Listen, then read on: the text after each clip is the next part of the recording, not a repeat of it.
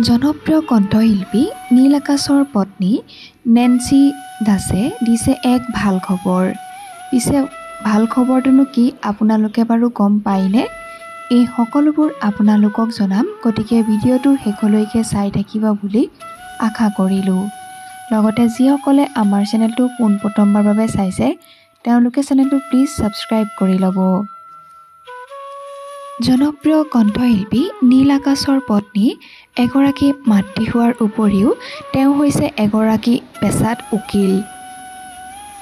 পিছে এইবাৰ নেন্সি ফুকন দাসে উকিলৰ ক্ষেত্ৰত নহয়, এইবাৰ তেওঁ অন্য এটা ক্ষেত্ৰত ব্যৱসায় আৰম্ভ কৰিবলৈ লৈছে।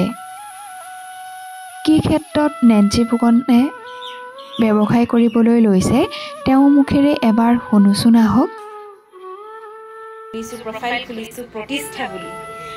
মই এটা মোৰ চখত ব্যৱসায় বুলি নকওঁ, মোৰ চখত এটা কাম কৰিবলৈ ওলাইছোঁ আৰু সেই কামটোত বহুতে মৰমো কৰিছে, মৰম দিছে, আঁকোৱালিও লৈছে।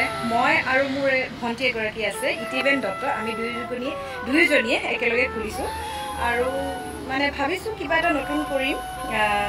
মই এইবিলাকত একেবাৰে নাছিলোঁ, কিন্তু বৰ চখ, মেখেলা চাদৰ কাপোৰ কানিৰ চখ আছে বুলি এইটো কৰিছোঁ আৰু বহুতে ভালো পাইছে, বহুতে আঁকোৱালিও লৈছে, লগো দিছে আৰু আপোনালোকেও বহুতখিনি মানে সঁহাৰিও জনাইছে কামটোক লৈ।